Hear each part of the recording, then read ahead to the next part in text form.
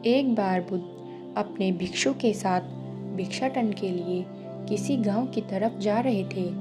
तभी अचानक बुद्ध के पैरों में कांटा लग गया। कांटा इतना तीक्ष्ण था कि चुभते ही रक्त की धार निकलने लगी। बुद्ध के भिक्षु ने रक्त को रोकने के लिए एक कपड़ा फाड़कर बुद्ध के पैर पर बांध दिया। इस घटना को कुछ लोग देख रहे थे जो कि बुद्ध से ईर्ष्या करते थे। उन्होंने बुद्ध से कहा, हम तो तुम्हें परम ज्ञानी समझते थे, लेकिन दर्द को तो तुम भी सहन नहीं कर सकते हो।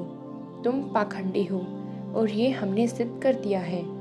ये कांटे हमने ही बिछाए हैं। इस गांव में तुम्हारा स्वागत नहीं, तिरस्कार होगा।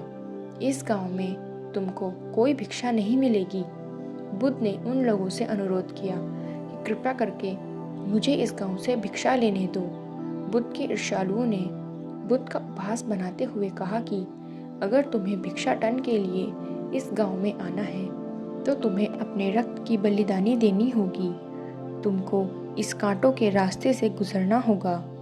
भगवान बुद्ध ने उनकी चुनौती को स्वीकार कर लिया और कांटों के रास्ते पर चलने के लिए अपने कदम बढ़ाने लगे। बुद्ध मुस्कुराते हुए कांटों पर चलने लगे।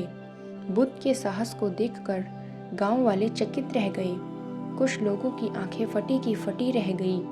गांव वाले सोचने लगे कि बुद्ध भिक्षा के लिए दूसरे गांव भी जा सकते थे, तो फिर कांटों पर चलकर क्या साबित करना चाहते हैं। गांव वाले बुद्ध के संदेश को इतनी जल्दी नहीं समझ पाए।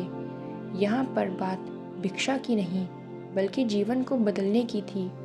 गांव वालों की भीड़ में एक सुमित नाम का युवक था जो बुद्ध पर हो रहे अत्याचार को देखकर द्रवित हो गया। सुमित दौड़कर गया और बुद्ध के पैरों के सामने से कांटे को हटाने लगा।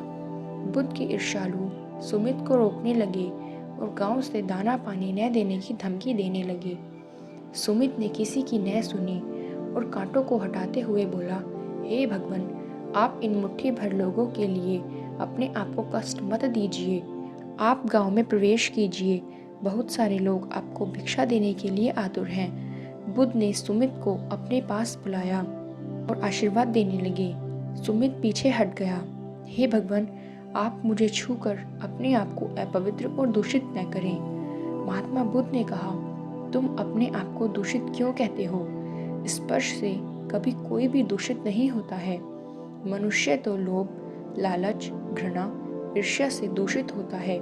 तुम्हारे अंदर तो प्रेम भरा है। तुम दूसरों का सुख चाहते हो। तुम तो पवित्र हो।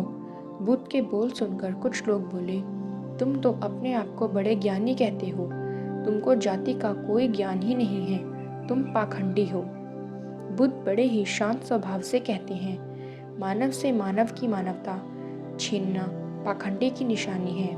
मुझे पाखंडी बोलकर यदि आपको संतोष मिलता है तो मेरे लिए दुख का कोई विषय नहीं है। कुछ लोग बुद्ध पर बरस पड़े, परंतु यह तो धर्मशास्त्र है, फिर यह पाखंड कैसे हुआ? बुद्ध कहते हैं, हमारी उत्पत्ति इस सृष्टि में हुई है। नदियों का पानी सभी की समान रूप से प्यास बुझाता है। खुले जंगलों की हवा भी भेदभाव नहीं करती है। खुला आसमान हमारे पिता के समान हमारी परवरिश करता है। सृष्टिकर्ता ने भी कोई भेदभाव नहीं किया है। फिर हम इंसान कौन होते हैं भेदभाव करने वाले? मानव में भेद करके अपने संबंधों को बिगाड़ता है। बुद्ध के वचन के बाद कुछ लोग कहते हैं, अगर आप इतना ही कहते हैं तो सुमित को अपना भिक्षु क्यों नहीं बना लेते हैं? बुद्ध ने कहा कि अच्छा सुझाव है। अगर सुमित तुम चाहते हो तो तुम मेरा भिक्षु बन सकते हो। बुद्ध के आमंत्रण पर सुमित पहला नीच जाति का बौद्ध भिक्षु बनता है।